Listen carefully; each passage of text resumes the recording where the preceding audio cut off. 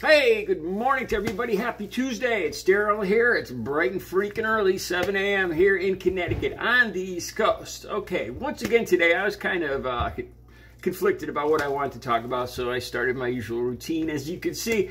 And this was what was on my mind. This is one of those topics that just left me with my mouth hanging open this morning. The Freedom Convoy. That's what I want to talk about. Honestly, I thought this thing was going to run out of steam.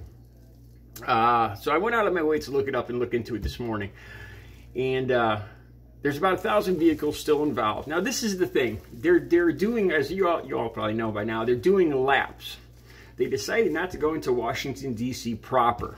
Because bless their tiny paranoid minds, they think it's a trap. So, like I said, seriously, bless their tiny paranoid minds. Because now they're just doing laps around the Beltway. I looked it up. The Beltway, the Washington, D.C. Beltway is 64 miles. All right? So I went out of my way to look up all the information on this morning. There's about 1,000 vehicles, not all semis. I also discovered this. These semis get about 6 miles to the gallon. 6 miles to the gallon. 64 mile. Oh, that's another thing. Every day they do one loop Monday. They're going to do 2 loops today. 3 loops tomorrow. They're starting to back up traffic. To be honest with you guys, the first picture that came into my mind, you know how you get those little dogs, those chihuahuas, those yippy little chihuahuas that don't, they look too timid to come up at you, but they run around circles and bark. That's what these truckers, seriously, that's what these truckers remind me of. They're too paranoid or whatever to go into Washington, D.C. So they're just doing loops, making a whole lot of noise, running around in circles, and then at night they run back towards Hagerstown, Maryland, to their little hidey hole, where they all go back and exchange conspiracy theories. I don't know. Okay, and it's not what you would think that's really bugging me about this. It's not the fact that their list of demands has to do with the mask and vaccine. Here in Connecticut, I'm in one of the bluest areas of the country. Here in Connecticut, we've done away with the mask protocols. You can wear them, you don't have to wear them inside public. And this is one of the bluest states in the country. New York just dropped their vaccine to get into restaurants, gyms, bars. You need to show a vaccine card. They dropped that, or they're going to drop it in the next week or two. These things are being dropped. So what is the actual, what do these people actually want?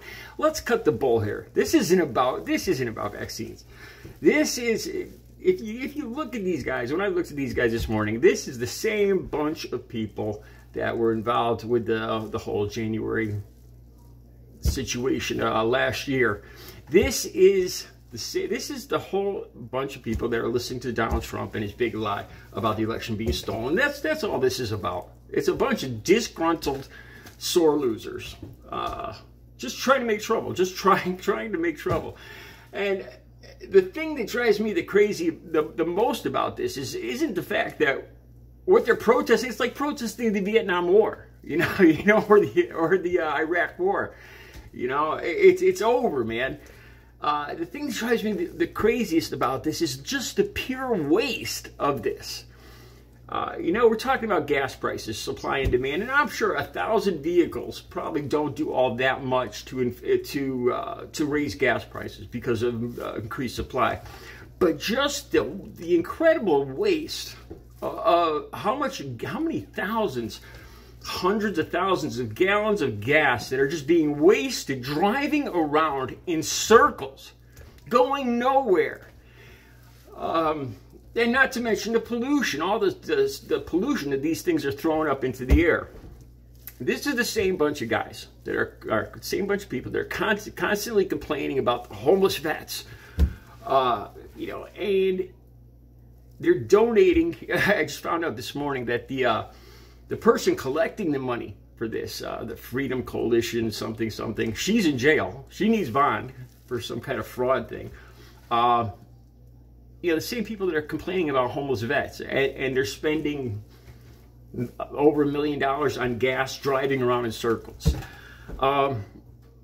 That's the thing that drives me crazy. I think in the future, if we make it to the future, people will look back, because gas, as most sane people know, fossil fuels are going to run out. They're, you know, it's a finite resource. I can't believe people, you know, some people don't seem to lock onto this. Gas is only going to, petroleum, it's only going to last for another 40, 50 years, and then it's gone, it's over. And people are going to look back at this little rodeo of driving aimlessly around in circles for no freaking reason in the future, and just, you know, it'll be a study in hypocrisy, idiocy.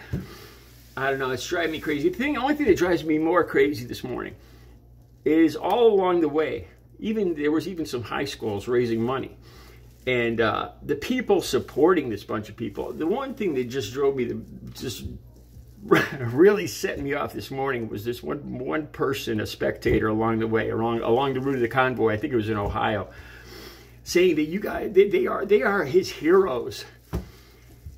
Again, these are the same people that were just complaining about the supply chain issues, and because people don't want to work. And what are they doing? They're not working. They're driving around in circles for no reason. You know, the mask mandate, the vaccine mandate, it's over, man.